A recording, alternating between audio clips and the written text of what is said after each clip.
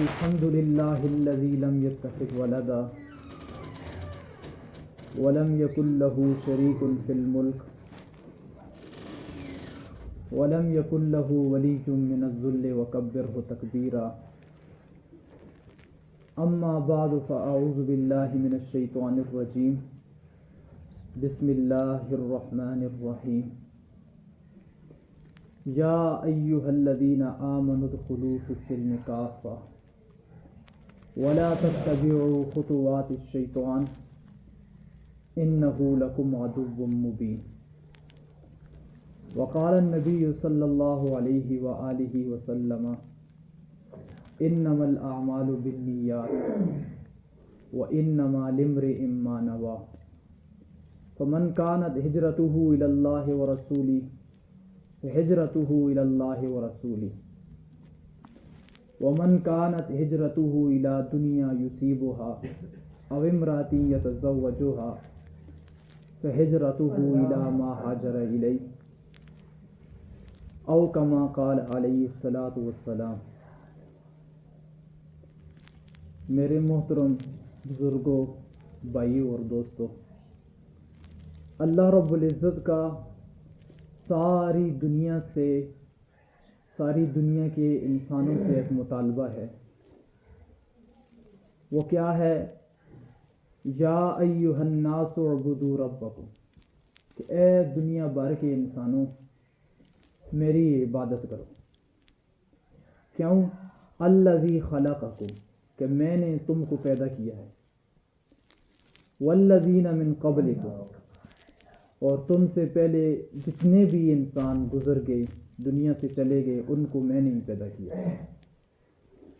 آج دنیا کے اوپر جتنے بھی انسان موجود ہیں ان سب کو اللہ نے پیدا کیا، اور آئندہ جتنے بھی انسان آئیں گے اللہ رب العزت ہی ان کو پیدا کریں گے۔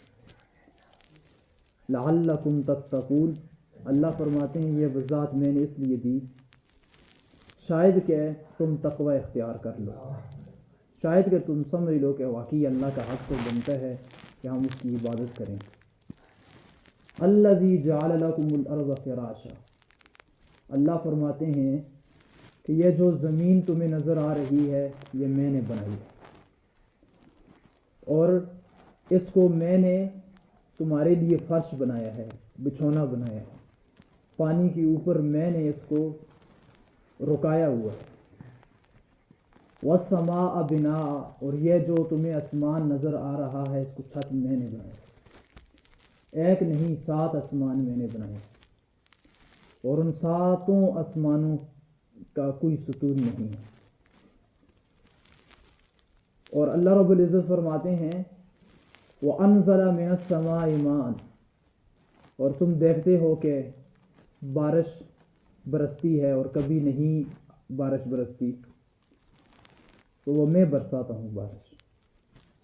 آج دیکھیں نا بارشیں نہیں ہو رہی ہیں، تو کتنی ضرورت ہے انسانوں کو بارش کی۔ ہے کسی کے پاس کوئی طاقت کہ وہ بارش برسائے؟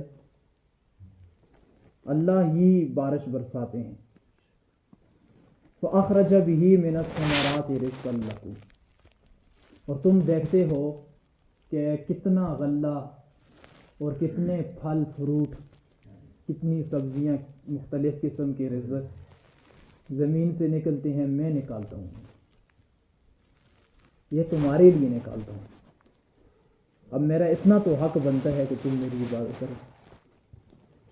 فَلَا تَجْعَلُوا لِلَّهِ أَنْدَادًا وَأَنْتُمْ تَعْلَمُونَ، جو میں کہوں اس پر تم چلو، میرے ساتھ کسی کو شریک نہ بناؤ، میرے حکموں کو مانو، میری اطاعت کرو۔ اللہ رب العزت یہ ہم سب سے، ساری دنیا کے انسانوں سے یہ مطالبہ کر رہے ہیں۔ اب عبادت کیا ہے؟ عبادت ہے کہ اللہ کا کہنا ماننا، جو اللہ چاہتے ہیں وہ کرنا، اور جس سے اللہ رب العزت روکتے ہیں اس سے رک جانا، یہ عبادت۔ اللہ رب العزت کہتے ہیں یہ کرو اور ہم وہ کریں، یہ عبادت ہے۔ اللہ حکم دیتے ہیں یہ نہ کرو، اس سے رک جائیں، یہ عبادت۔ اور پھر عبادت کا بہت بڑا تعلق جو ہے وہ دل کے ساتھ، کہ انسان کے دل کے اندر کیا نیت چل رہی ہے، دل کے تاروں میں کیا چل رہا ہے، یہ میری رضا چل رہی ہے، یہ کوئی بھی کام کر رہا ہے مجھے راضی کرنے کے لیے کر رہا ہے، یا یہ دکھلاوے کے لیے کر رہا ہے، یا یہ واہ واہ کے لیے کر رہا ہے، یا اس کا مقصد یہ ہے کہ اللہ رب العزت راضی ہو جائے۔ اور عبادت کرنی ہے اللہ کی، اور دل سے عبادت کرنی ہے اللہ کی، دل سے اللہ کے ساتھ وفا کرنی ہے، دل سے اللہ کے ساتھ عشق کرنا ہے، دل سے اللہ کے ساتھ محبت کرنی ہے، دل کے تاروں کے اندر اللہ تعالیٰ کی محبت ہو، اللہ تعالیٰ کی رضا شامل ہو۔ انما الاعمال بالنیات، اعمال کا دار و مدار نیتوں پر ہے، اور وہ بندے کو خود ہی معلوم ہوتا ہے کہ میری نیتیں میرے دل کے تاروں میں کیا کر رہا ہے، وہ انسان کو خود معلوم ہوتا ہے۔ وَإِنَّمَا لِامْرِئٍ مَّا نَوَىٰ، جس چیز کی انسان نیت کرے گا وہ چیز اسے مل جائے یا نہ ملے، لیکن اللہ رب العزت اس عمل کا کوئی اجر نہیں دے۔ مثال کے طور پر آج ہم یہاں پر آئے ہیں، ابھی ہماری نیت اگر یہ ہے کہ اللہ ہم سے راضی ہو جائے، اللہ ہمیں اپنا بنا لے، اللہ رب العزت ہم سے دین کا کام لے، اللہ ہمیں اپنا عاشق بنا لے، اللہ راضی ہو جائے، تو اس کے بدلے میں اللہ ہمارے ساتھ یہی معاملہ کریں گے، انا عند ظن عبدی بی، میرا بندہ جیسے میرے ساتھ گمان کرتا ہے اس کے ساتھ میں وہی معاملہ کرتا ہوں۔ اگر یہ نیت ہوگی دل کے تاروں میں تو اللہ ہمیں اپنا بنا بھی دیں گے، اللہ اپنی رضا عطا بھی فرما دیں گے، اللہ ہمیں اپنا عاشق بنا بھی دیں گے۔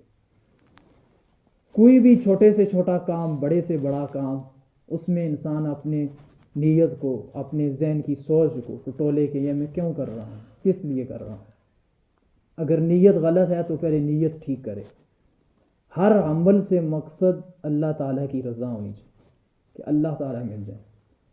فمن کانت ہجرتہ الی اللہ ورسولہ فہجرتہ الی اللہ ورسولہ، جو شخص اگر اللہ اور اللہ کے رسول ہی کے لیے، اس کے دین کے لیے وہ بڑھتا ہے، وہ گناہوں کو چھوڑتا ہے صرف اس وجہ سے، تو اللہ تعالیٰ فرماتے ہیں کہ اس کا جو بڑھنا ہے، اس کی جو ہجرت ہے،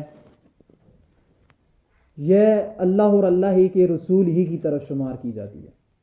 وَمَنْ كَانَتْ هِجْرَتُهُ إِلَىٰ دُنْيَا يُصِيبُهَا أَوْ امْرَأَةٍ يَتَزَوَّجُهَا فَهِجْرَتُهُ إِلَىٰ مَا هَاجَرَ إِلَيْهِ، اگر جو دنیا حاصل کرنے کے لیے، نام بنانے کے لیے اگر کوئی عمل کرتا ہے، اس کے لیے وہ کوئی کام چھوڑ کر دین کی طرف آتا بھی ہے، لیکن دل کے تاروں میں، دماغ کی سوچوں میں دنیا کا سامان شامل حال ہے،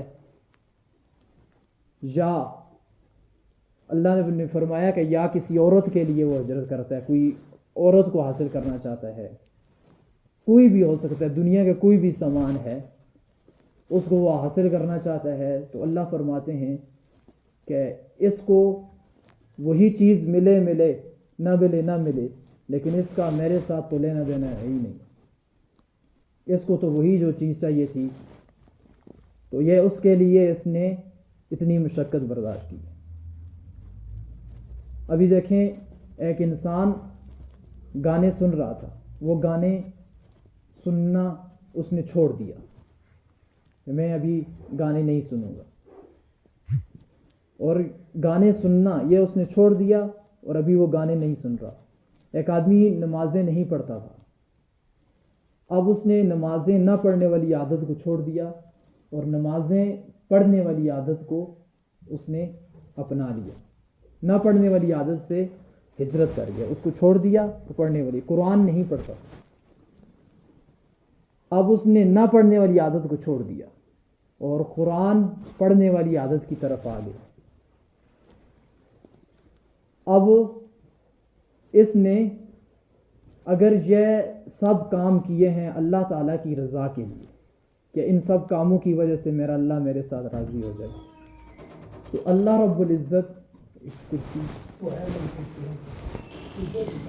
رب العزت ان کاموں کی وجہ سے اس سے راضی بھی ہوں گے، اس کی قدر بھی کریں گے، اسے اجر بھی دیں گے۔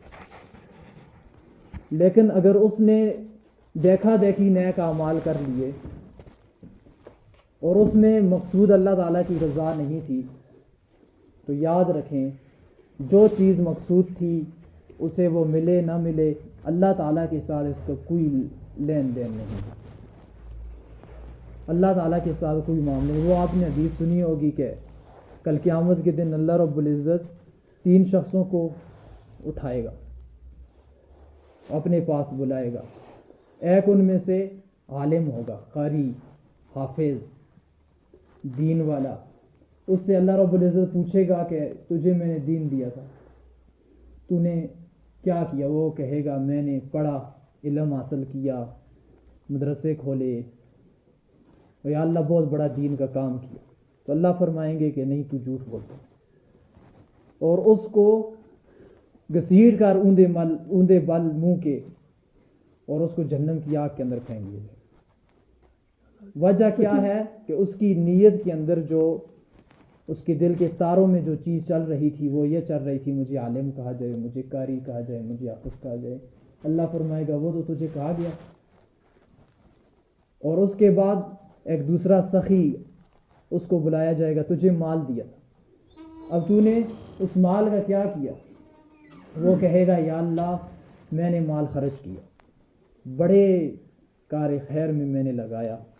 تو اللہ رب العزت فرمائے گا کہ تو جھوٹ بول رہے، تو نے اس لیے خرچ کیا کہ مجھے بڑا سخی کہا جائے، تجھے تو بڑا سخی کہا گیا، مقصد میری رضا نہیں تھی، مجھے حاصل کرنا نہیں تھی۔ اس کو بھی جہنم کی آگ کے اندر پھینک دیا جائے۔ اب تیسرے کو اللہ رب العزت بلائیں گے، تجھے جان دی تھی، اس جان کا تو نے کیا کیا؟ یہ جان امانت ہے۔ وہ کہے گا یا اللہ اس جان سے میں نے جہاد کیا اور تیرے راستے میں لڑتے لڑتے شہید ہو گیا۔ اللہ رب العزت فرمائیں گے کہ نہیں، تو اس لیے شہید ہوا کہ مجھے شہید کہا جائے، میرے لیے بورڈ لگیں، مجھے غازی کہا جائے، مجھے مجاہد کہا جائے۔ وہ تو تجھے دنیا کے اندر کہا گیا ہے، تو جو چیز حاصل کرنا چاہتا تھا وہ تو تجھے حاصل ہو گئی، ہمارے لیے تو نے کیا نہیں۔ اچھا عمل تو کیا نا، عمل کیا یا نہیں کیا؟ قرآن بھی پڑھا، یہ بھی عمل ہے، قاری عالم بھی بنا، یہ بھی عمل ہے، سخاوت بھی کی، عمل تو کیا،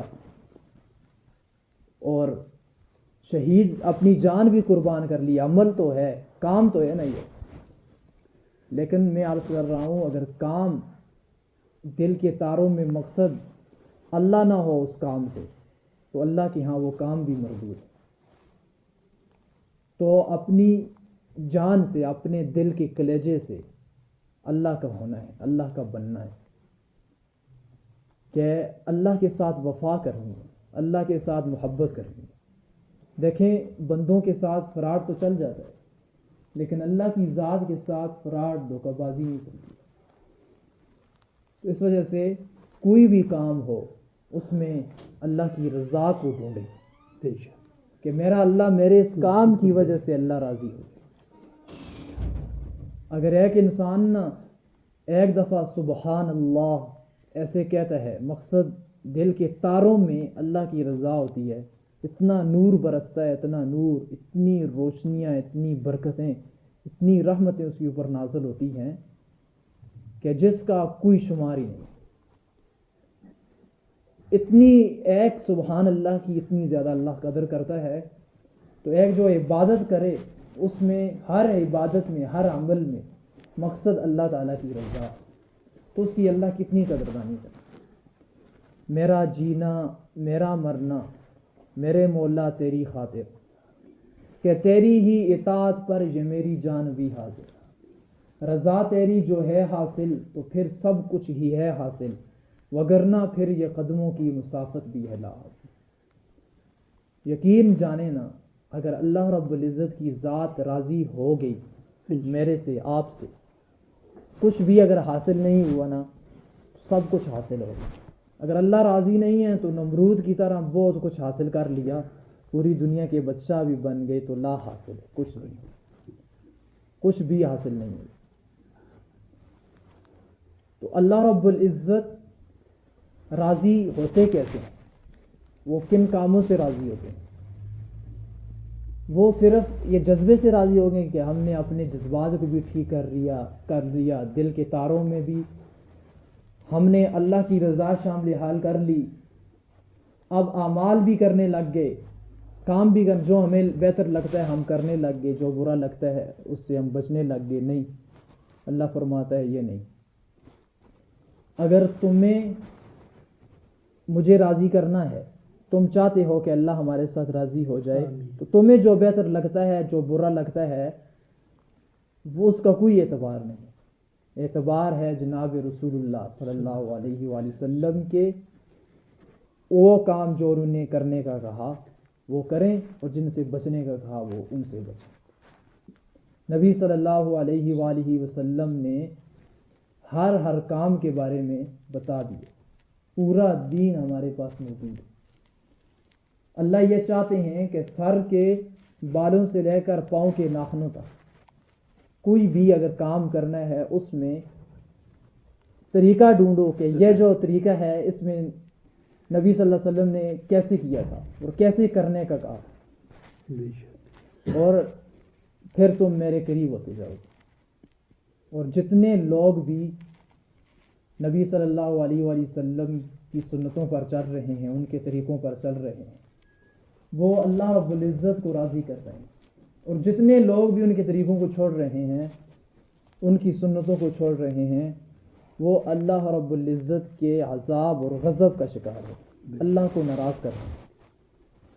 مثال کے طور پر نہ کوئی کسی کی زندگی کے اندر 10 طریقے ایسے ہیں جو خلاف سنت ہیں، وہ نبی صلی اللہ علیہ وآلہ وسلم کی بتائی ہوئی تعلیمات کے مطابق نہیں ہے، تو وہ 10 طریقوں میں اللہ کو ناراض کر رہا ہے۔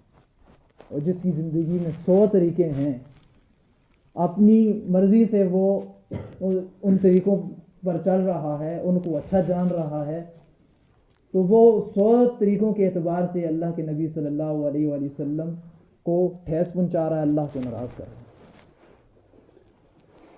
خلاف سنت کوئی بھی کام کیا جائے وہ اللہ کی ناراضی کا ذریعہ ہے، ناراضگی کا، اور سنت کے مطابق کوئی بھی کام کیا جائے وہ اللہ رب العزت کی رضا کا ذریعہ، اللہ اس سے راضی ہے۔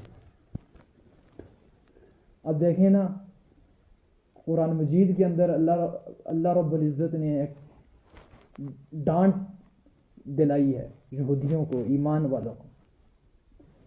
وہ یہودی نبی صلی اللہ علیہ وآلہ وسلم کے پاس آ کر بیٹھتے تھے تو کہتے تھے، جب نبی صلی اللہ علیہ وسلم کوئی بات بیان کرتے انہیں سمجھ آ بھی جاتی تھی تو وہ پھر بھی کہتے تھے کہ دوبارہ بیان کریں، راہ ہماری رعایت رکھیں، ہماری طرف توجہ کریں۔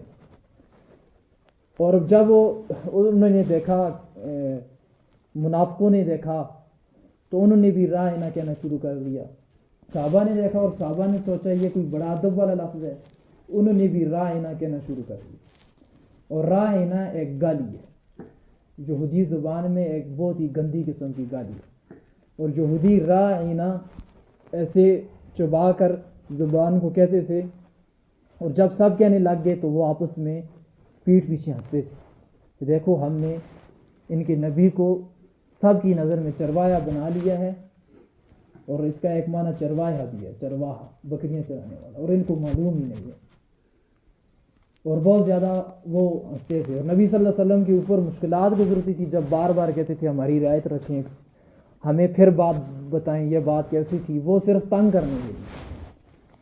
تو صحابہ تو یہ سوچ کر کہتے تھے کہ یہ کوئی ادب والا لفظ ہے اس وجہ سے، تو اللہ رب العزت نے فوراً جبرائیل علیہ السلام کو بھیجا اور فرمایا یا ایھا الذین آمنوا لا تقولوا راعنا وقولوا انظرنا واسمعوا، راعنا نہ کہو بلکہ اس کا جو متبادل لفظ ہے انظرنا یہ کرو، یعنی ہمیں دیکھیے ہماری طرف توجہ کیجیے.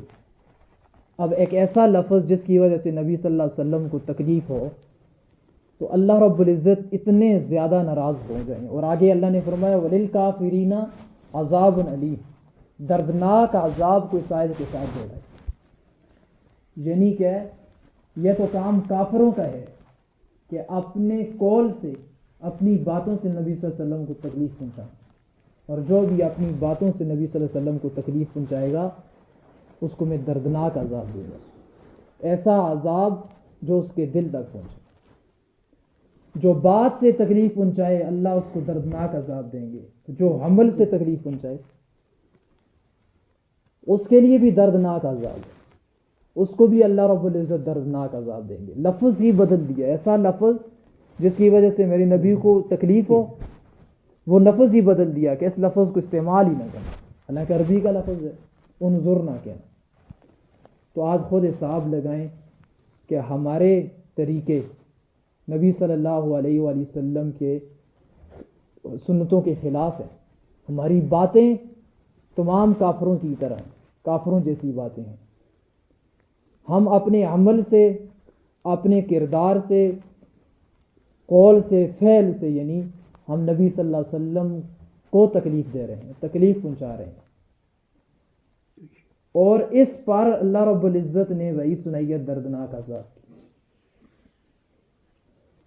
یہ عبادت یہ ہے کہ رات کو سونا نبی صلی اللہ علیہ وسلم کے طریقے کا, جاگنا نبی صلی اللہ علیہ وسلم کے طریقے کے مطابق, کپڑے پہننا نبی صلی اللہ علیہ وسلم کے طریقے کے مطابق, کپڑے اتارنا نبی صلی اللہ علیہ وسلم کے طریقے کے مطابق, واش روم جانا نبی صلی اللہ علیہ وسلم کے طریقے کے مطابق, نکلنا نبی صلی اللہ علیہ وسلم کے طریقے کے مطابق, کھانا کھانا نبی صلی اللہ علیہ وسلم کے طریقے کے مطابق.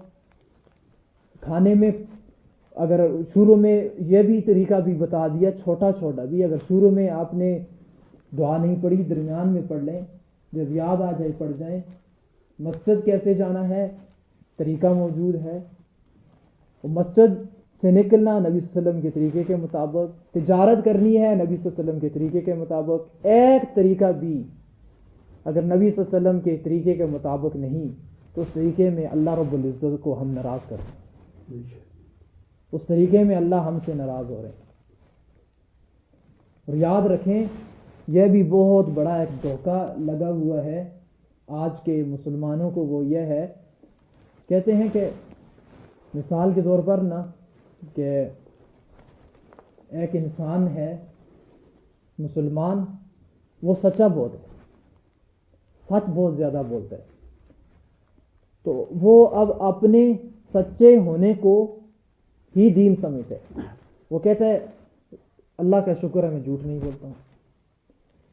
اور مثال کے طور پر ایک آدمی نمازی ہے, نماز پڑھتا ہے, تو وہ اپنی نماز کو ہی دین سمجھتا ہے, کہتا ہے اللہ کا شکر ہے نماز میں نہیں چھوڑتا ہوں. ایک آدمی ہے وہ مثال کے طور پر حرام نہیں کھاتا, تو وہ کہتا ہے کہ اللہ کا شکر ہے میں حرام نہیں کھاتا ہوں. اور گویا کہ وہ ایک عمل کو ہی سارا دین سمجھتا ہے اور اس پر رک گیا. میں نے آپ کو بتایا کہ اللہ مطالبہ کر رہے ہیں سر کے بالوں سے پاؤں کے ناخنوں تک محمدی بننے. صرف کوئی ایک کام اگر اچھا ہے, اور 99 کام میں اللہ کو ناراض کر رہا ہے بندہ, ایک کام میں اللہ راضی ٹھیک ہے, لیکن 99 کام میں اللہ ناراض ہو رہا ہے. اب اللہ تو ناراض ہے, مقصود کیا ہے؟ اللہ کو راضی کرنا. مقصد یہ ہے کہ اللہ رب العزت راضی ہو جائے. اب دیکھیں نا, ایک بیٹا ہے, بیٹا وہ اپنے باپ کی 10 باتیں مانتا ہے, 90 باتیں نہیں مانتا. تو مجھے بتائیں کیا اس کا باپ اس سے راضی ہوگا یا ناراض؟ بولے ناراض ہوگا نا, 90 باتیں نہیں مان رہا ہے. تو اسی طریقے سے آج 5-10 باتیں ہم اللہ تعالیٰ کی مان رہے ہیں اور 90 باتیں ہم نہیں مان رہے ہیں. تو ہم اپنا جائزہ لیں, کیا اللہ ہم سے راضی ہیں یا ناراض؟ اس وجہ سے اللہ ہمارے ساتھ ناراض. منافق یہ کام کرتے تھے وہ بھی کسی ایک کام میں اچھے ہوتے تھے، ایک کام میں اچھے ہوتے تھے اور اس کو کافی سمجھتے تھے، اور باقی جو ان کی مرضی کا ہوتا تھا اگر وہ دین کے خلاف ہو وہ بھی کرتے تھے، تو اللہ رب العزت نے ان کی کو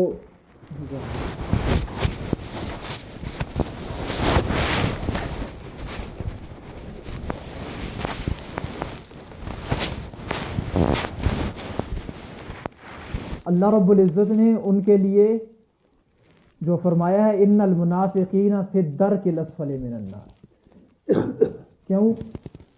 یہ تو بہت سارے کاموں میں اچھے بھی ہیں لیکن یہ پورے اسلام پر نہیں کر رہے ہیں، ان کی مرضی جس چیز کی کرتی ہے وہ کار گزرتے ہیں۔ تو اللہ کا مطالبہ یہ ہے یا ایھا الذین آمنوا ادخلوا فی السلم کافۃ ولا تتبعوا خطوات الشیطان انہ لکم عدو مبین، کہ اے ایمان والو تم پورے کے پورے اسلام کے اندر داخل ہو، یعنی تمہارے سارے کام، تمہارے سارے طریقے وہ نبی صلی اللہ علیہ وسلم کے طریقوں کے مطابق ہوں، وہ کام نبی صلی اللہ علیہ وسلم کے بتائے ہوئی کاموں کے مطابق ہوں، خلاف سنت کوئی کام بھی نہ ہو۔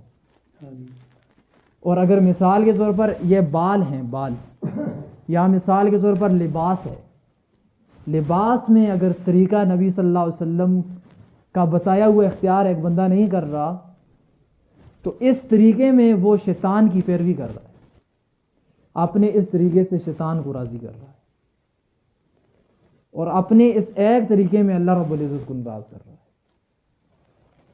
اور ایک دوسرا بندہ ہے، وہ مثال دیتے ہیں تجارت، وہ نبی صلی اللہ علیہ وسلم کے بتائے ہوئے طریقے کے مطابق نہیں کر رہا، اور اس کی زندگی میں بہت سارے طریقے ایسے ہیں کہ جن سے اللہ راضی ہوتا ہے، لیکن اپنے اس ایک طریقے میں وہ اللہ رب العزت کو ناراض کر رہا ہے، حتیٰ کہ سنت کو حقارت سے ٹھکرا دینے والا اور حکم جانتے ہوئے بھی گستاخی کر دینے والا دائرہ اسلام سے خارج ہو جاتا ہے، اسلام کے دائرے سے وہ باہر نکل جاتا ہے۔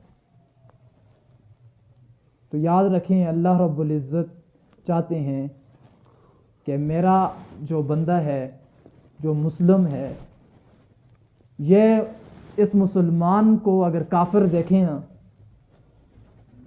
تو کافر اسلام کو سمجھ جائے گا۔ اسلام یہ ہے، آج مسلمانوں کو کافر دیکھتے ہیں تو کافر کہتے ہیں ہم تو اس سے اچھے ہیں، اگر یہ اسلام ہوتا ہے، یہ اسلام تو بہت ہی برا اسلام ہے، نعوذ باللہ۔ کیوں؟ اس کی وجہ یہ ہے کہ مسلمان کی زندگی کے اندر وہ طریقے نہیں ہیں نبی صلی اللہ علیہ وسلم کی، ورنہ اللہ رب العزت محتاج تو نہیں ہے، یہ تو نہیں ہے 1.5 ارب مسلمان ہیں، اس میں کتنے ایسے مسلمان ہیں جو نبی صلی اللہ علیہ وسلم کے شیدائی ہیں، ان کے ساتھ وفا کر رہے ہیں، اللہ کے ساتھ وفا کر رہے ہیں، اور کتنے ایسے ہیں جو متبع سنت ہیں، جن کا ہر کام سنت کے مطابق ہے۔ اللہ محتاج تو نہیں ہے جرید والوں، پوری دنیا میں وہ مصر میں کتنے ہوں گے اللہ کے ولی جو اللہ کی طرف دوڑ لگا رہے ہوں گے، وہ چائنا میں کتنے ہوں گے، وہ افریقہ میں، وہ انڈیا میں۔ اس وجہ سے یہ اپنے ساتھ ہی انصاف ہے، اس میں اپنا ہی فائدہ ہے کہ ہم سچے عاشق ہو جائیں اللہ کے نبی صلی اللہ علیہ وسلم کے، اللہ کے۔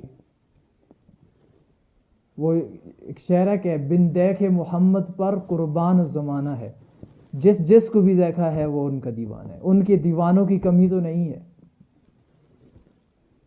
دنیا میں بہت سارے ان کے طریقوں پر چلنے والے ہیں، ان کی سنتوں پر عمل کرنے والے ہیں۔ یقین جانے یہ جتنا بھی فساد ہے، یہ جتنی بھی بربادی ہے، اس کی بنیادی وجہ یہ ہے کہ ہم نے سنتیں نہیں اپنائی، نبی صلی اللہ علیہ وآلہ وسلم کے طریقے نہیں اپنائے. اور نبی صلی اللہ علیہ وآلہ وسلم کے طریقے جو شخص بھی اپنائے گا، اللہ رب العزت اس کی ایسی مدد فرمائیں گے دنیا کے اندر بھی اور آخرت میں بھی. برکتیں نازل فرمائیں گے، رحمتیں نازل فرمائیں گے، اس کے اوپر نور برسے گا، روشنیاں برسیں گی. اور اگر اس کو غم بھی آئیں گے تو غم بھی ایسے ہوں گے کہ جو مزے والے، لطافت والے غم ہوں گے. ابھی غم کی بھی قسمیں ہوتی ہیں. ابھی دیکھیں، ایک غم یہ ہے کہ ایک بچے نے امتحان دیا اور اسے غم یہ ہے کہ کہیں ایسا نہ ہو میرا دوسرا نمبر نہ آ جائے، کلاس میں دوسرا نمبر نہ آ جائے. اور یہ ایک لطیف غم ہے. اور کچھ ایسے ہیں کہ جن کو یہ غم ہے کہیں ایسا نہ ہو جائے میں فیل نہ ہو جاؤں. وہ یہ دردناک غم ہے. تو پھر جو غم ہوتے ہیں وہ بڑے لطیف ہو جاتے ہیں. ان غم میں بھی بڑا مزہ ہوتا ہے. آج دیکھیں کتنی زیادہ الجھنوں میں تباہ کر دینے والے، کمر توڑ کر رکھ دینے والے غم میں امت گرفتار ہے. اس کی بنیادی وجہ جو ہے وہ یہ ہے کہ نبی صلی اللہ علیہ وآلہ وسلم کے طریقوں کو چھوڑ دیا. یہود و نصارہ کے غیروں کے طریقوں پر امت چل رہی ہے، امت نے چلنا شروع کر دیا. اور جو بھی نبی صلی اللہ علیہ وسلم کے طریقوں پر چل رہے ہیں وہ اپنی آنکھوں سے برکتیں، رحمتیں دیکھ رہے ہیں. نبی صلی اللہ علیہ وآلہ وسلم کی ذات جب اس دنیا کے اندر تھی تو کافروں نے کہا کہ آپ اللہ سے کہہ دیں اللہ ہمارے اوپر عذاب برسا دے. تو اللہ نے فرمایا وما کان اللہ لیعذبہم وانت فیہم وما کان اللہ معذبہم وہم یستغفرون. اللہ رب العزت نے فرمایا کہ آپ کی ذات اے نبی جب ان میں موجود ہے تو میں کیسے عذاب دے سکتا. آپ کی ذات اتنی بابرکت ہے، اتنا نور ہے کہ پوری دنیا، پورے جہان میں کوئی ایسی جگہ موجود نہیں ہے جہاں پر آپ کا نور نہ ہو. تو میں کیسے عذاب دے سکتا ہوں. ایسی نورانی ذات آپ کی جب موجود ہے، آپ خود اندازہ لگائیں کہ جو ذات اتنی زیادہ نورانی ہو اس سے جو اعمال نکلے ہیں، ان کے جو طریقے ہیں وہ کتنے زیادہ نورانی ہوں گے. اگر وہ ہماری زندگیوں کے اندر آئیں گے تو ہماری زندگیاں کتنی زیادہ نورانی ہو جائیں گی.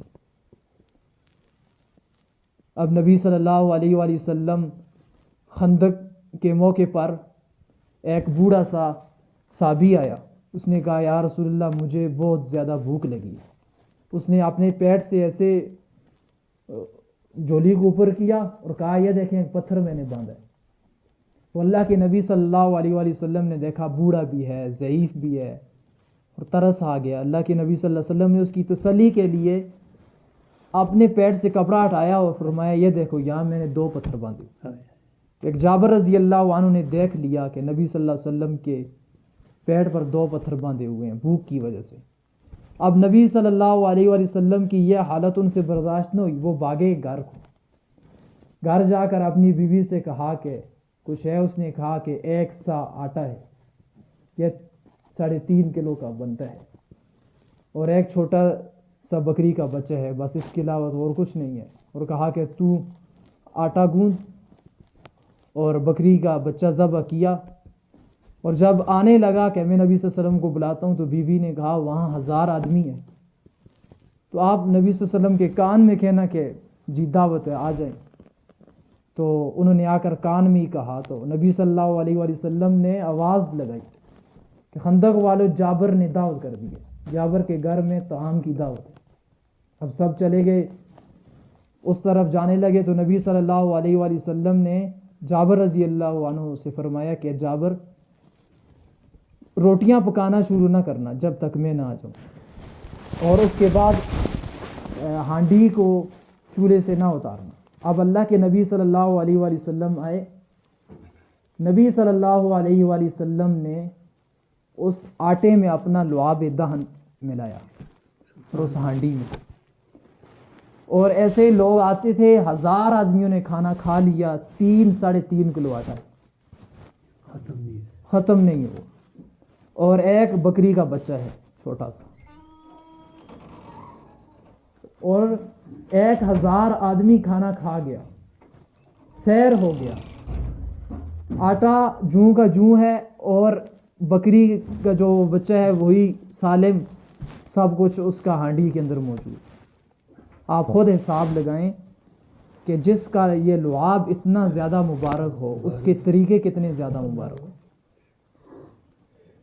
اس کی ایک ایک سنت میں اللہ کی قسم وہ نور ہے، اس کے سامنے یہ سورج کی جو روشنی ہے نا وہ بجھ جائے گی۔ اور اللہ رب العزت کو راضی کرنے کا صرف یہی طریقہ ہے کہ نبی صلی اللہ علیہ وآلہ وسلم کی سنتوں پر عمل کریں، متبع سنت بنیں، اپنے ہر کام کو نبی صلی اللہ علیہ وآلہ وسلم کے طریقے کے اوپر لائیں، وہ ہمارے لیے عملی نمونہ ہے۔ اب دیکھیں، اللہ رب العزت نے یہ منع کیا ہی نہیں ہے کہ آپ کوئی بزنس نہ کریں، آپ کوئی کاروبار نہ کریں، یا اپنے لیے آپ کوئی بہتر دنیا نہ چاہیں، لیکن دنیا کی خاطر اللہ یہ مطالبہ ہے کہ دنیا کی خاطر اپنی آخرت برباد نہ کریں۔ جہاں آپ کی آخرت برباد ہو رہی ہو تو دنیا کو چھوڑ دیں۔ اللہ رب العزت نے واہ واہ کیا ہے اور داد دی ہے قرآن مجید کے اندر، کن لوگوں کے بارے میں؟ وَمِنْهُمْ مَنْ يَقُولُ رَبَّنَا آتِنَا فِي الدُّنْيَا حَسَنَةً وَفِي الْآخِرَةِ حَسَنَةً وَقِنَا عَذَابَ النَّارِ، کہ مومنوں میں سے جو لوگ بہتر دنیا چاہتے ہیں،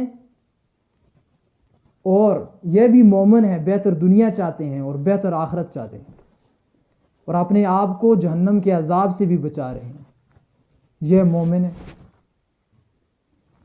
تو کبھی بھی یہ نہیں کہا جاتا کہ آپ دنیا سے ہٹ کٹ جائیں، دنیا بھی بہتر چاہیں، اپنی دنیا بھی بہتر کر سکتے ہیں، لیکن شرط یہ ہے کہ آخرت برباد نہ کریں، دنیا کی خاطر آخرت برباد نہ ہو۔ آخرت بھی ایسے بہترین لوگ ہیں، اللہ فرماتے ہیں کہ یہ دنیا بھی چاہتے ہیں کہ ہماری بہتر ہو جائے اور آخرت بھی بہتر ہو جائے، نیک اعمال بھی کر رہے ہیں، اپنا بزنس بھی کر رہے ہیں، اپنی تجارت بھی کر رہے ہیں، لیکن اس کو نبی صلی اللہ علیہ وسلم کے طریقے کے مطابق کر رہے ہیں۔ کتنے لوگ ہیں کہ جہاں ضرورت محسوس کی رشوت لے لی، اور انہوں نے سود لے لیا، اور اللہ رب العزت کو ناراض کر لیا، 2 نمبری کر دی۔ تو اب یہ جو ہیں یہ 2 نمبری کر رہے ہیں، یہ اللہ رب العزت کو ناراض کر رہے ہیں، اپنی آخرت برباد کر رہے ہیں۔ اب اللہ رب العزت ان کو جہنم کی آگ کے اندر داخل فرمائے۔ تو آج وہ حدیں معلوم نہیں ہیں ہمیں کہ کتنی دنیا کمانی ہے، کہاں رکنا ہے۔ بس دنیا کمانے کے لیے ہم میدان میں اترے تو ساری حدیں پار کر دی اور اپنی جان کو جہنم کی طرف دھکیل دیتے ہیں۔ اور پھر ہمیں یہ بھی حدیں معلوم نہیں ہے کہ جب دین کے اندر آئے تو اپنی اخلاقیات کو، اپنی معاشرت کو تباہ و برباد کر دیا، اور ہم اپنے آپ کو دیندار پھر سمجھتے ہیں۔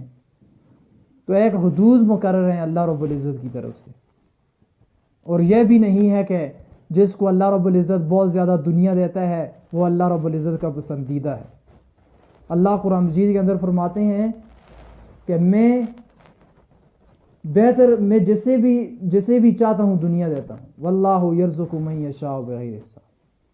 اب یہاں من جو ہے نا یہ عام ہے، یہ نہیں ہے کہ اس میں صرف مسلمان کو ہی دنیا زیادہ دوں گا، کافر کو ہی زیادہ دنیا دوں گا۔ کافر کو، نمرود کو اللہ رب العزت نے بہت زیادہ دنیا دے دی۔ اللہ رب العزت نے فرعون کو دنیا دے دی۔ وہ کبھی بھی یہ انسان نہ سمجھے کہ شاید اس کو بہت زیادہ نعمتیں ملی ہیں، بہت زیادہ دنیا ملی ہے، یہ اللہ کا پسندیدہ ہے۔ اور اللہ رب العزت نے اس کو، جو انسان دل میں یہ سوچتا ہے کہ میرے پاس بڑی زیادہ نعمتیں ہیں، اور اپنے آپ کو سوچتا ہے کہ ان نعمتوں کی وجہ سے میں اللہ رب العزت کا پسندیدہ ہوں، اللہ کا محبوب ہوں، اور جن کے پاس نعمتیں نہیں ہیں یہ اللہ کے ناپسندیدہ ہیں، ان کو اللہ ناپسند کرتا ہے، تو اللہ نے اس کو عیب بتلایا اور فرمایا کہ یہ عیب جو ہے یہ کافروں کا ہے۔ زُيِّنَ لِلَّذِينَ كَفَرُوا الْحَيَاةُ الدُّنْيَا وَيَسْخَرُونَ مِنَ الَّذِينَ آمَنُوا، کہ میں نے دنیا ہی کیا دے دی ان کافروں کو، تو یہ مومنوں کو حقیر جاننے لگ گئے اور مومنوں کو ذلیل جاننے لگ گئے، اور ان کو راستہ پہ راستہ کرنے والا سامان ہی کیا دے دیا کہ یہ گھٹیا جاننے لگ گئے اور ان کا مذاق اڑانے لگ گئے جو مومن ہیں۔ اللہ رب العزت نے فرمایا والذین اتقوا فوقهم یوم القیامہ، جو شخص بھی تقوی اختیار کرے گا، مجھ سے ڈرے گا، کل قیامت کے دن وہ بلند ہوگا۔ اب وہ کوئی بھی شخص ہو سکتا ہے، دنیا دار اگر اللہ رب العزت سے ڈرتا ہے، اگر وہ تقوی اختیار کرتا ہے، وہ کل قیامت کے دن بلند ہوگا۔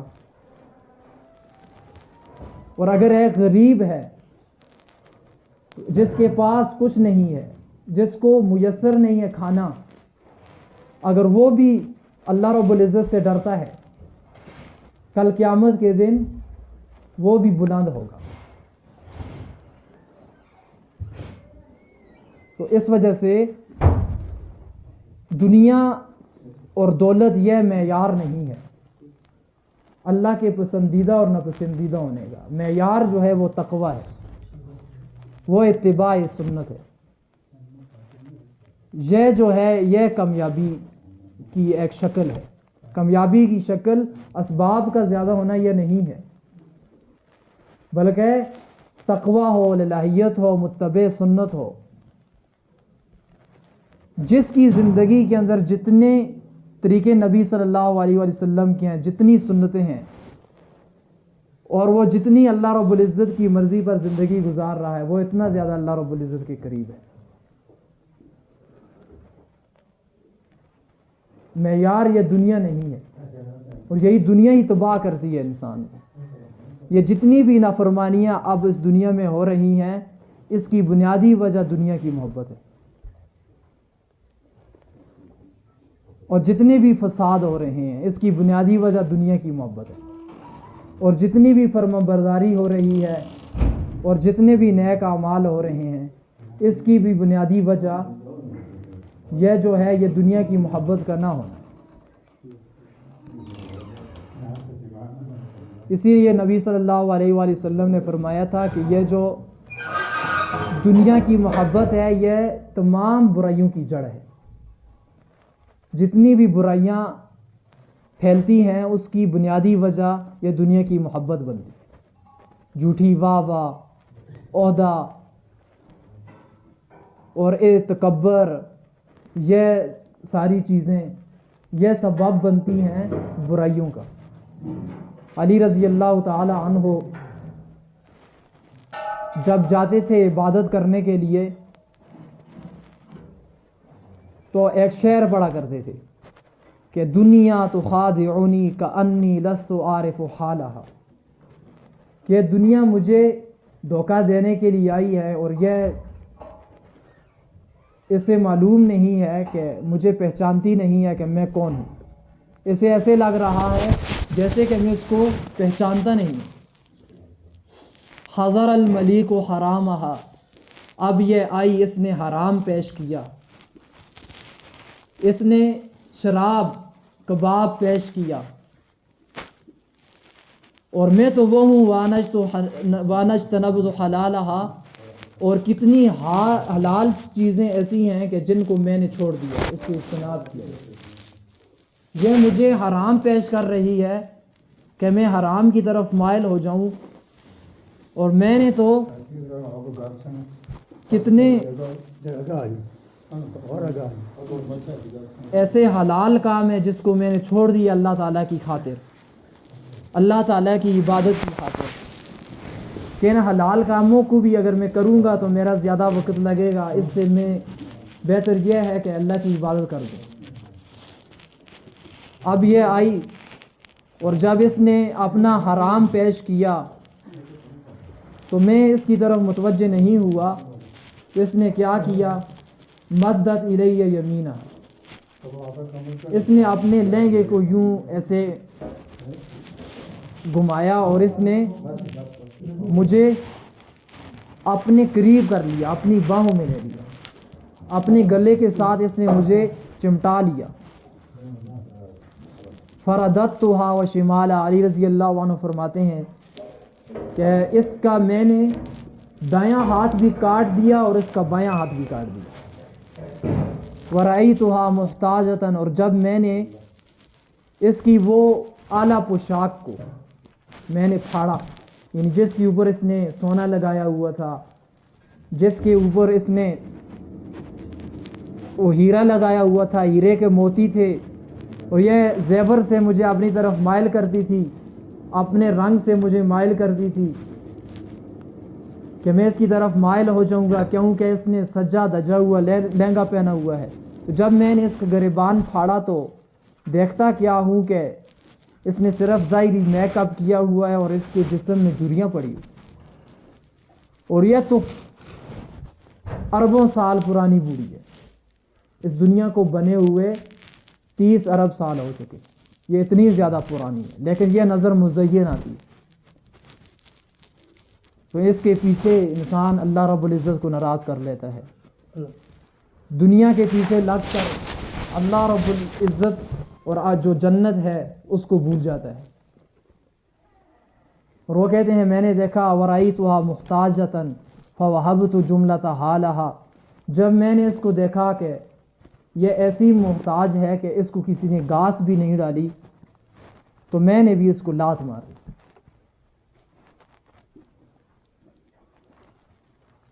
اور میں نے ایک زندگی کا جمال حاصل کر لیا، زندگی کی خوبصورتی حاصل کر لی۔ سب سے بڑی زندگی کی خوبصورتی یہ ہے، اللہ کی قسم، کہ دنیا کی حقیقت انسان کو نظر آنے لگ جائے اور اس کی خیالات اس کے دل کے تاروں میں وہ جنت کی جستجو میں لگ جائے، جنت اسے نظر آنے لگ جائے تصور میں۔ یہ اللہ کی بہت بڑی نعمت ہے۔ جیسے اب دیکھیں، ہم ماں کے پیٹ کے اندر تھے تو ہمیں اس دنیا کا کوئی تجربہ نہیں تھا، اور اسی طریقے سے ابھی جو اپنی ماں کی رحموں کے اندر ہیں جو بچے، انہیں کچھ پتہ نہیں ہے دنیا کے بارے میں۔ تو اسی طریقے سے ابھی ہم دنیا میں ہیں تو آخرت کا کوئی تجربہ نہیں ہو رہا، لیکن آخرت کا تجربہ ہوتا ہے یہ جو میں نے آپ کو بتایا کہ ہم اگر سنتوں پر عمل کریں گے، وفا کریں گے اللہ کے ساتھ، اللہ کے نبی صلی اللہ علیہ وسلم کے ساتھ، تو پھر آخرت ہماری اوپر کھلتی رہے گی اور یقین آخرت کا بیٹھتا رہے گا۔ آخرت کے یقین بیٹھنے کا ذریعہ جو ہے وہ ہے یہ ہے کہ یا تو تم دعوت دو، یا تو یہ ہے کہ دعوت سنو، اور پھر اس سے آخرت کا یقین دل میں بیٹھ جاتا ہے اور دنیا کی حقیقت معلوم ہو جاتی ہے۔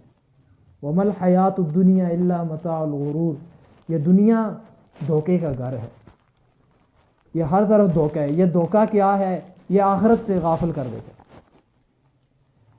آخرت سے انسان غافل ہو جاتا ہے۔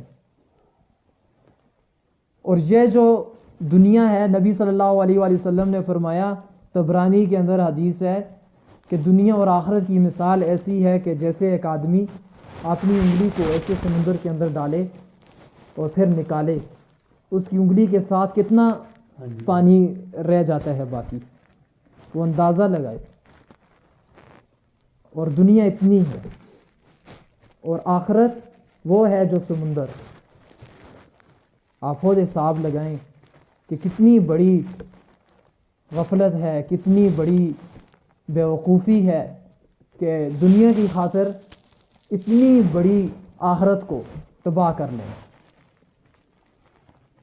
اور یہ دنیا متناہی ہے، محدود ہے، اور آخرت جو ہے وہ لامحدود ہے، لامتناہی ہے۔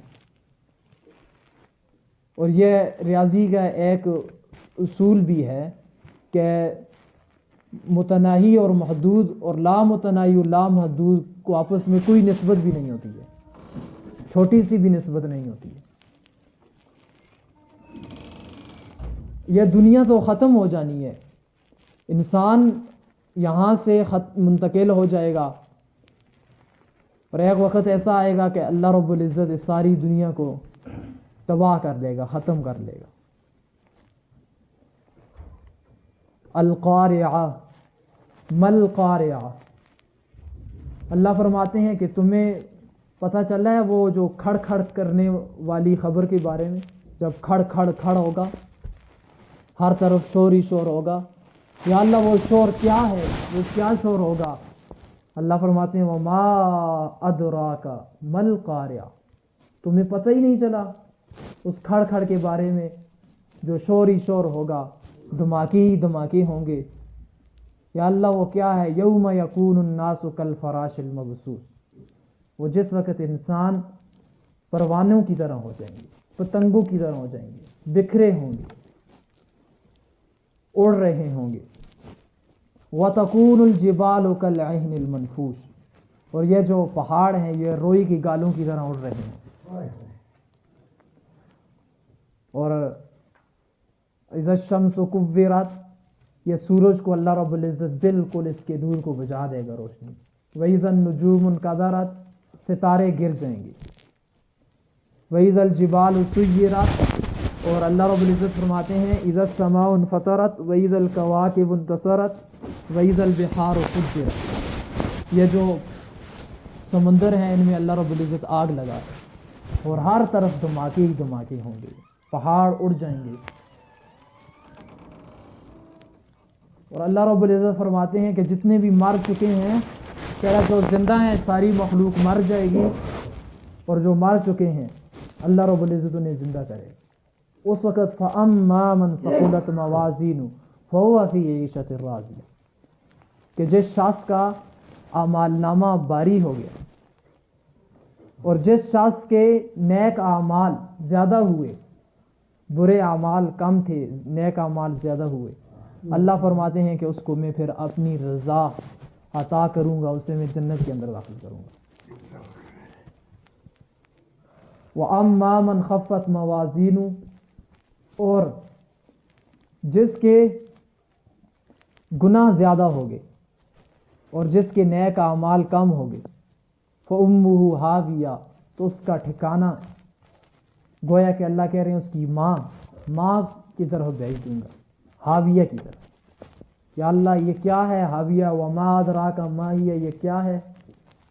نار حامیہ، یہ ایک آگ ہے، ایسی آگ جو چمٹ جائے گی انسان کو اور اس کو جلسا دے گی، اور اس کے دل تک پہنچے گی، جلا دے گی ایسی آگ۔ تو اس کی تیاری کرو کہ زیادہ سے زیادہ نیک اعمال ہو جائیں میرے، اور برے اعمال میں زیادہ نہ کروں، اس کی طرف دوڑ لگائیں، اپنے آپ کو برے اعمال سے بچائیں، اور نیک اعمال زیادہ سے زیادہ کریں، زیادہ سے زیادہ۔ یہ اللہ رب العزت نے ایک ہمیں چانس دیا ہے۔ حقیقت ہے، صداقت بھی، قیامت آ کے رہنی ہے، یہ کہتی ہے رسالت بھی، قیامت آ کے رہنی ہے، قیامت ہی قیامت ہے، قیامت آ کے رہنی ہے، یہ کہتی ہے نبوت بھی، قیامت آ کے رہنی ہے۔ اور یہ وقت پتہ ہی نہیں چلے گا۔ اب دیکھیں جو ہم نے زندگی گزاری ہے معلوم ہی نہیں ہے، ایسے لگتا ہے کہ جیسے 1 منٹ، اور ایسے پتہ ہی نہیں چلے گا کل کی بات ہوگی، ہم اپنے اعمال نامے کے سامنے کھڑے ہوں گے۔ فَأَمَّا مَنْ أُوتِيَ كِتَابَهُ بِيَمِينِهِ فَيَقُولُ هَاؤُمُ اقْرَءُوا كِتَابِيَهْ، جس کو اللہ رب العزت اعمال نامہ دائیں ہاتھ میں دیں گے، وہ آواز لگائے گا کہ آؤ دیکھو میرا اعمال نامہ پڑھو۔ انی ظننت انی ملاق حسابیہ فہو فی عیشۃ راضیہ فی جنت عالیہ قطوفها دانیہ کلوا واشربوا ہنیئا بما اسلفتم فی الایام الخالیہ۔ وہ کہے گا میں پاگل نہیں تھا، مجھے پتہ تھا کہ یہ باتیں سچی ہیں، یہ اپنی طرف سے اوٹ پٹانگ باتیں نہیں ہیں، یہ ایک حقیقت رکھتی ہیں، میں سمجھ گیا، میں نے اللہ سے وفا کر لی، اللہ سے عشق کر لیا، اور اللہ کا میں بن گیا اور نیک اعمال کرتا رہا۔ اس وجہ سے آج مجھے علامہ دائیں ہاتھ میں ملا ہے میرا وہ عالی شان گھر ہے جنت۔ وَأَمَّا مَنْ أُوتِيَ كِتَابَهُ بِشِمَالِهِ فَيَقُولُ يَا لَيْتَنِي لَمْ أُوتَ كِتَابِيَهْ وَلَمْ أَدْرِ مَا حِسَابِيَهْ يَا لَيْتَهَا كَانَتِ الْقَاضِيَةَ مَا أَغْنَى عَنِّي مَالِيَهْ هَلَكَ عَنِّي سُلْطَانِيَهْ خُذُوهُ فَغُلُّوا ثُمَّ الْجَحِيمَ صَلُّوا ثُمَّ فِي سِلْسِلَةٍ زَرْعُهَا 70 ذراعًا فاسلكوا۔ اور جس کو بائیں ہاتھ میں اعمال نامہ دے گا اللہ رب العزت وہ کہے گا کہ میں تباہ ہو گیا ہوں، مجھے تو پیدا ہی نہ کیا جاتا، میرا حساب ہی نہ لیا جاتا۔ موت آ جائے لیکن موت اس وقت نہیں ہوگی، اللہ رب العزت موت کو بھی ذبح کر لے گا۔ وہ کہے گا کچھ بھی میرے کام نہ آیا، میرا اتنا مال کچھ کام نہیں آیا۔ جس کے پاس سلطنت ہوگی، نمرود کے پاس سلطنت تھی، فرعون کے پاس، وہ کہیں گے سلطنت ہمارے کام نہیں ہے۔ اللہ رب العزت فرمائیں گے ان کو گھسیٹ کر جہنم کی آگ میں پھینک، اور ان کو زنجیریں اللہ رب العزت لگائے گا۔ اور یہی تھے کہ میری باتوں کو جھوٹا سمجھتے تھے اور یہ کہتے تھے یہ ویسے باتیں ہیں، کرتے ہی رہتے ہیں، ہوتی رہتی ہیں۔ اور اللہ رب العزت دوسری طرف جنہوں نے اپنے اعمال، جن کے اعمال وزنی ہوں گے اور جو کامیاب ہوں گے، انہیں اللہ رب العزت جنت میں داخل کریں گے۔ وَبَشِّرِ الَّذِينَ آمَنُوا وَعَمِلُوا الصَّالِحَاتِ أَنَّ لَهُمْ جَنَّاتٍ تَجْرِي مِن تَحْتِهَا الْأَنْهَارُ۔ خوشخبری سنا دو ان لوگوں کو جو ایمان لائے ہیں، نیک اعمال کر رہے ہیں، کہ میں نے ان کے لیے باغات تیار کی ہیں، جنات تیار کی ہیں۔ اللہ فرما رہے ہیں کہ ان کے نیچے ان باغوں میں نہریں ہیں۔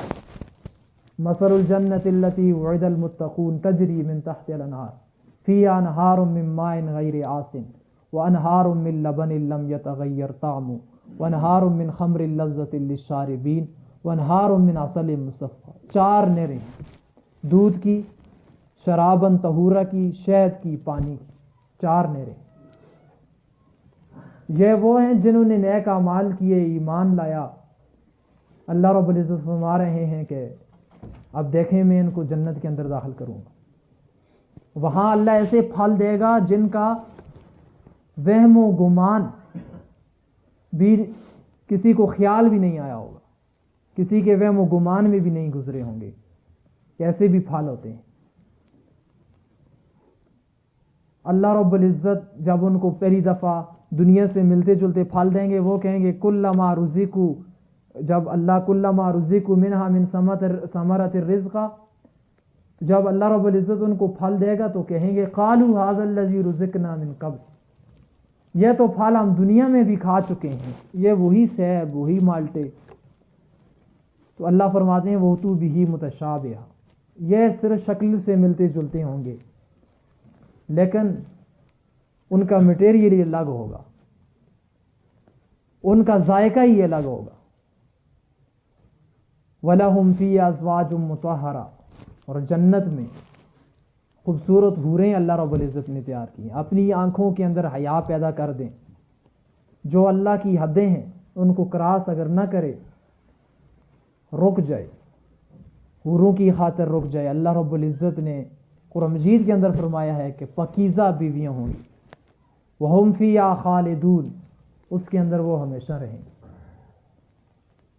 لیکن یہاں پر اللہ نے فرمایا ہے نیک اعمال، نیک اعمال کریں، ایمان کے بعد نیک اعمال ہیں۔ ہم سب نے ایمان لایا ہوا ہے، نیک اعمال میں کمی ہے، جہاں جہاں کمی ہے وہ کمی کو پورا کر لیں۔ والذین آمنوا وعملوا الصالحات اولئک اصحاب الجنہ ہم فیہا خالدون، کہ جو لوگ ایمان لانے کے بعد جنہوں نے جو نیک اعمال کر رہے ہیں، اللہ فرماتے ہیں کہ ان کو میں جنت کے اندر داخل کروں گا، وہ اس کے اندر ہمیشہ ہمیشہ رہیں گے۔ اور یہ نہیں ہے کہ یہ جنت کسی خاص طبقے کے ساتھ خاص ہوگی، ہے کوئی اس کے لیے خاص طبقہ ہے، اس کے لیے صرف ایمان اور نیک اعمال شرط ہے، وہ کوئی بھی کرے۔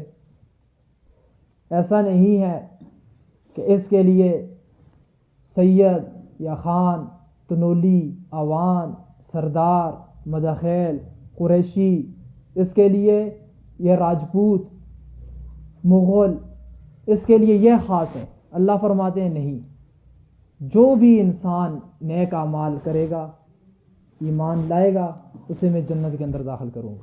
والذین کفروا وکذبوا بآیاتنا اولئک اصحاب النار هم فیہا خالدون، کہ جو انسان ان باتوں کو جھٹلائے گا، نیک اعمال نہیں کرے گا، سنتوں پر نہیں چلے گا، کفر اختیار کرے گا، ہماری آیتوں کو جھوٹا سمجھے گا، اس کو میں جنت کے اندر داخل کروں گا، وہ ہمیشہ ہمیشہ رہے گا، چاہے وہ کوئی بھی ہو، چاہے وہ جس قبیلے کا بھی ہو، نبی صلی اللہ علیہ وسلم کے خاندان کا بھی ہو، ابو لہب بھی ہو، میں اس کو جہنم کی آگ کے اندر داخل کروں گا۔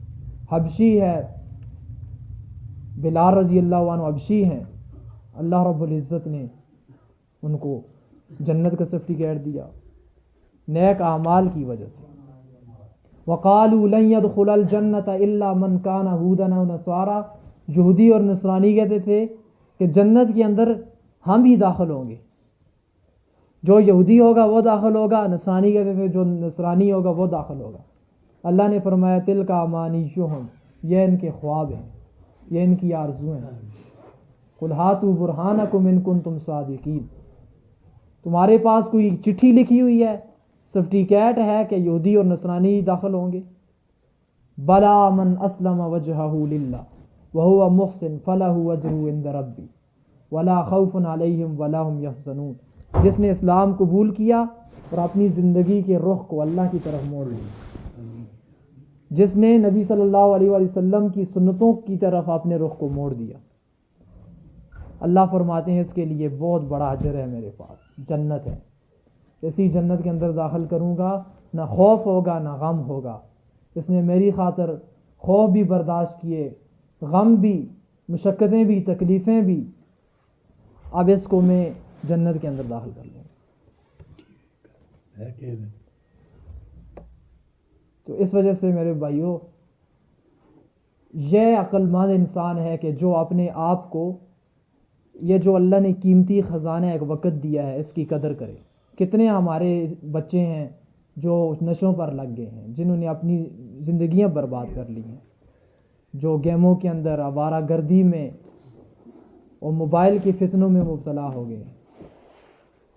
ابھی سے سب سے بڑی بات یہ ہے کہ ٹھیک ہے چلو دنیا میں تو جانور بھی کھا لیتے ہیں، لیکن اپنی آخرت کو برباد کر لیا، اپنے ایمان کو ضائع کر لیا۔ ایمان بچ جائے، چاہے جو کچھ بھی قربان کرنا پڑتا ہے قربان کرے۔ آج لوگ پیٹ بچا رہے ہیں کہ بس ایمان ضائع کرنا پڑتا ہے، کرے جو کچھ ہے، لیکن کسی طریقے سے پیٹ بچ جائے، ہمارے بچوں کا پیٹ پل جائے، ہمارا پیٹ پل جائے۔ یہ پیٹ کا ذمہ اللہ رب العزت نے لیا ہے، رزق کا ذمہ اللہ رب العزت کے پاس ہے۔ ایمان کی حفاظت کریں۔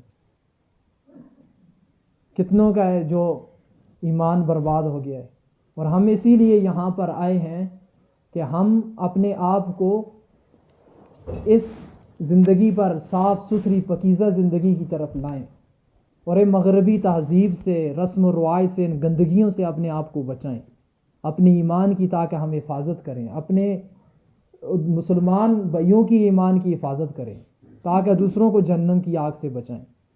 یہ ہمارے آنے کا مقصد ہے، یہاں سے ایک تڑپ لے کر جائیں، ایک درد لے کر جائیں۔ اور جو بچے بہہ چکے ہیں گند میں، جنہوں نے اسلام سے اپنے منہ کو موڑ لیا ہے، ان کا ہم ذریعہ بنیں، ہم استعمال ہوں کہ وہ دین کی طرف واپس آ جائیں۔ دیکھیں قرآن مجید کے اندر اللہ فرماتے ہیں تَأْمُرُونَ النَّاسَ بِالْبِرِّ وَتَنْسَوْنَ أَنفُسَكُمْ وَأَنْتُمْ تَتْلُونَ الْكِتَابَ أَفَلَا تَعْقِلُونَ، کہ تم نیکی کا حکم دوسروں کو تو کرتے ہو اور خود اب نیک کام کرنے کا حکم کرتے ہو، اور خود نیک کام کیوں نہیں کرتے؟ اپنے آپ کو بلا دیا ہے۔ اور تم پڑھتے بھی ہو کہ جو نیک اعمال کرے گا اللہ اسے جنت کے اندر داخل کرے گا، جو نہیں کرے گا اسے جنت کے اندر داخل نہیں کرے گا۔ تو اس وجہ سے دو واجب ہیں، دو واجب۔ ایک واجب یہ ہے کہ لوگوں کو نیک کام کرنے کی دعوت دو، یہ واجب ہے، اور دوسرا واجب یہ ہے کہ فرض کے دائرے میں ہے کہ خود اپنے آپ کو نیک اعمال کے اوپر پابند کریں، نیک عمل کریں۔ تو بعض لوگ ایسے ہیں کہ جو دونوں کام نہیں کرتے، مثال کے طور پر لوگوں کو نیک کام کرنے کی دعوت بھی نہیں دیتے. اب یہ دو گناہ کر رہے ہیں دوہرا. اور بعض ایسے ہیں جو دوسروں کو دعوت دیتے ہیں خود نیک اعمال نہیں کرتے. یہ کہہ رہا ایک نیکی کا کام کر رہے ہیں ایک گناہ کا عمل نہیں کر رہے دعوت دے رہے ہیں. بہرحال یہ ان سے بہتر ہے کہ جو نیکی کی دعوت بھی نہیں دیتے عمل بھی نہیں دیتے. اور عالی شان شاندار لوگ وہ ہیں جو نیک اعمال بھی کرتے ہیں اور نیکی کی دوسروں کو دعوت بھی دیتے ہیں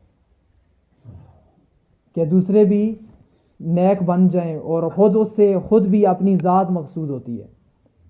اب دیکھیں نیک اعمال یہی ہیں جتنے بھی آج ہم نے کام کیے ہیں وہ کس کے طریقے پر کیے ہیں؟ وہ اللہ کے طریقے پر کیے ہیں یا وہ غیروں کے طریقے پر کیے ہیں؟ اگر ہم صبح سوئے اٹھے ہیں دعا نہیں پڑھی، مثال کے طور پر سنت یہ ہے کہ اپنی آنکھوں کو ایسے ملیں یا ایسے، یا اپنے دوسری سنت یہ ہے کہ اپنے چہرے پر ایسے ایسے ہاتھ پھیریں، مسواک سرانے کے نیچے رکھی ہو مسواک کریں. اور اگر ہم نے صبح اس طریقے پر نہیں اٹھے غیروں کے طریقے پر اٹھے ہیں تو ہم نے اللہ کو ناراض کیا ان طریقوں. تو اس وجہ سے مقصود یہ ہے یہاں آنے کا کہ ہماری یہ خود جو اپنی جان ہے اس سے ہم نیک اعمال کرنے والے بن جائیں، خود بھی نیک اعمال کریں اور ہم دوسروں کو بھی نیک اعمال کرنے کی دعوت کہ دوسرے بھی نیک اعمال کریں. اس کا مقصود ہی یہی ہے. تو جیسے میں نے پہلے بتایا کہ ایمان مضبوط ہوگا صرف اور صرف دو باتوں سے. ایک آپ خود دعوت دو یا آپ دعوت سنو. دعوت سننے سے بھی ایمان مضبوط ہوتا ہے اور دعوت دینے سے بھی ایمان مضبوط ہوتا ہے. اور اس کام کا بنیادی مقصد مولانا الیاس صاحب رحمۃ اللہ علیہ فرمایا کرتے تھے یہی ہے احیاء سنت، سنتیں زندہ ہو جائیں. وہ ہم مشروم میں آج گئے ہوں گے، ہمیں کسی کو معلوم نہیں ہے کہ ہم کس طرح گئے ہیں، دوسرے کا معلوم نہیں ہے. اگر ہم الٹا پیر ہم نے داخل کیا تھا واش روم میں جاتے وقت، دعا پڑی تھی تو ہم نے اللہ کو راضی کیا ہے. نکلتے وقت دایاں پاؤں باہر نکالا تھا اور دعا پڑی تھی تو ہم نے اللہ کو راضی کیا ہے. اگر دسترخوان لگا کر آج ہم نے دوپہر کو کھانا کھایا ہوگا، اگر ہم نے کھانا کھایا ہے دسترخوان لگا کر چبا کر سنت کے مطابق، اور ہم نے ہر کام کو اگر سنت کے مطابق کیا ہوگا تو ہم نے اللہ کو راضی کیا ہوگا. اس کا بنیادی مقصد یہی ہے کہ ہمارے گھروں میں دین زندہ ہو جائے، ہماری اپنی جانوں کے اوپر دین زندہ ہو جائے. تو اس کے لیے اسی لیے کہا جاتا ہے 4 مہینے لگائیں، چلا لگائیں. تو سب تیار ہیں نا اس کے لیے؟ اللہ ہم سب کو ملے. دونوں دعائیں پڑھ لیں.